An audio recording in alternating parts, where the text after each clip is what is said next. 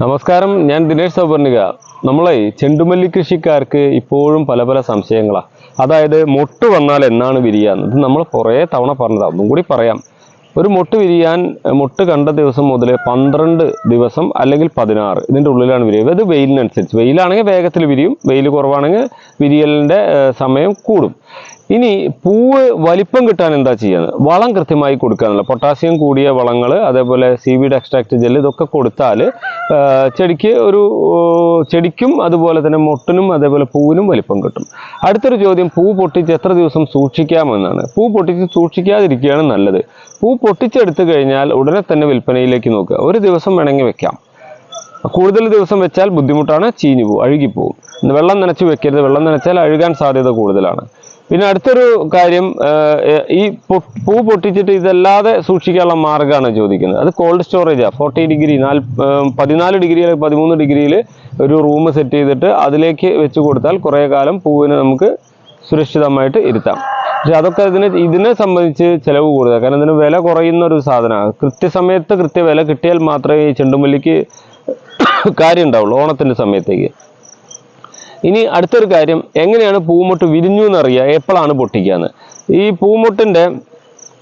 പൂവായി വിരിഞ്ഞു കഴിഞ്ഞാൽ അതിൻ്റെ സെൻട്രൽ ഭാഗം സിലിണ്ടറിക്കൽ രൂപത്തിൽ ഇങ്ങനെ കാണാം, പെറ്റൽസ് ചുരുണ്ടിരിക്കും. അത് ഏകദേശം ചുരുണ്ടിരുന്ന് നല്ലോണം അതിൻ്റെ മൗത്ത്, വായ തുറക്കുന്ന അവസ്ഥയിൽ, പെറ്റൽ പൂർണ്ണമായും വിടരുന്നതിന് മുന്നേ 75% എബോവ് ആയിട്ട് വിരിഞ്ഞു എന്നുള്ളൊരു ഫീലിംഗ് നമുക്ക് കിട്ടുന്ന സമയത്താണ് ഇത് മുറിക്കുക. പൂർണ്ണമായും പെറ്റൽസായി തൂങ്ങിക്കഴിഞ്ഞാൽ, നല്ലോണം വിരിഞ്ഞു കഴിഞ്ഞാൽ അതിൻ്റെ പൂവിൻ്റെ ആ കപ്പ് ഭാഗം, കടഭാഗം പൊട്ടാൻ തുടങ്ങും. ചൂട് തട്ടിയിട്ട് പൊട്ടുമ്പോൾ അതിലൂടെ ഈ പെറ്റൽസ് ഊരി വീഴും. അപ്പോൾ അത് പൂർണ്ണമായും വിടരാൻ അനുവദിക്കരുത്. അതിൻ്റെ തൊട്ട് മുന്നുള്ള സമയത്താണ് എടുക്കുക. അത് വിചാരിച്ചിട്ട് തീരെ വിരിയുക എന്നല്ല, മൊട്ടാക്കിയിട്ട് പൊട്ടിക്കും ചെയ്യരുത്. ഇങ്ങനെയുള്ള കാര്യങ്ങൾ ശ്രദ്ധിക്കുന്നതിൻ്റെ ഒപ്പം തന്നെ നമ്മൾ ഇനി ആദ്യത്തെ പൂവ് പൊട്ടിച്ചു കഴിഞ്ഞാൽ പിന്നെ തുടർച്ചയായിട്ട് മൊട്ട് വന്നുകൊണ്ടേയിരിക്കണം. അതാണല്ലോ വേണ്ടത്. പൂ പൊട്ടിച്ചപ്പോൾ അത്തത്തിന് പൂ പൊട്ടിക്കുക. അത്തം തന്നെ 16-ാം തീയതി, ഇന്ന് 11-ആയി, ഇനി 5 ദിവസം, 6-ാമത്തെ ദിവസം പൂ പൊട്ടിക്കുകയാണ്. അങ്ങനെ പൂ പൊട്ടിച്ചു കഴിഞ്ഞാൽ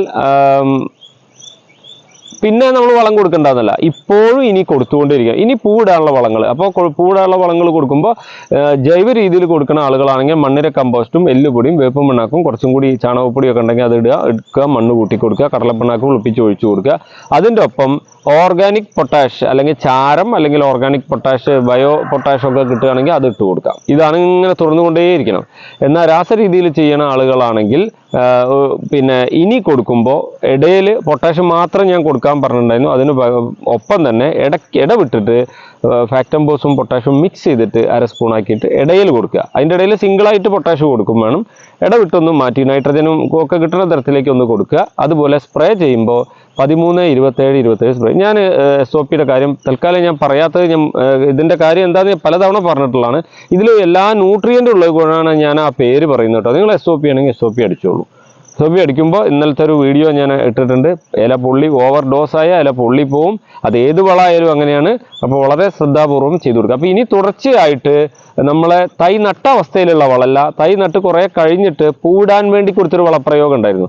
അതായത് DAP അല്ലെങ്കിൽ ഫാക്ടംബോസോ പൊട്ടാഷോ മിക്സ് ചെയ്ത് ഇങ്ങനെ കൊടുക്കുക. അത് തുടർച്ചയായിട്ട് കൊടുത്തുകൊണ്ടിരുന്നു കഴിഞ്ഞാൽ ഇനി ഇങ്ങനെ പൂ വന്നുകൊണ്ടിരിക്കും. കാരണം നമുക്ക് അത്തത്തിൻ്റെ അന്ന് മാത്രം പൊട്ടിച്ചാൽ പോരല്ലോ, പിറ്റേ ദിവസം തൊട്ടൊക്കെ പോകണം.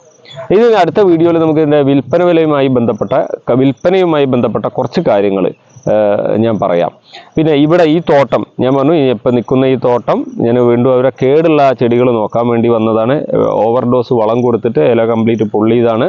ഇവിടെ മൊട്ട് വന്ന് ആയിട്ടുണ്ട്. അത്തത്തിലേക്ക് കിട്ടുമെന്ന് സംശയമാണ്. അത്തം കഴിയും എന്തായാലും വിരിയാൻ. വെയിലുണ്ടെങ്കിൽ കുറച്ചും കൂടി ഫാസ്റ്റായിട്ട്. അപ്പോൾ ഇങ്ങനെ ഇനി അബദ്ധങ്ങൾ പറ്റരുത്.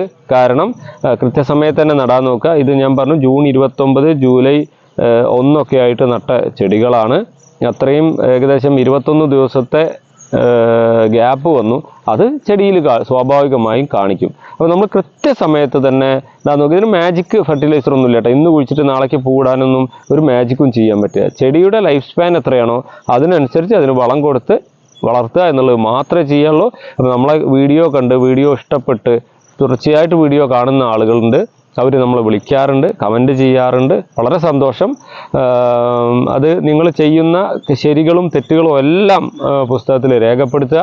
ഇപ്പം ഞാൻ പറഞ്ഞ കാര്യത്തിൻ്റെ മേലേക്ക് വേറെ ചെയ്തിട്ടുണ്ടെങ്കിൽ അതും നോട്ട് ചെയ്യുക. എന്നിട്ട് റിസൾട്ട് കിട്ടുമ്പോൾ നല്ല റിസൾട്ടാണ് കിട്ടിയാൽ അത് അടുത്തതിലേക്ക് ഉപയോഗപ്പെടുത്തുക.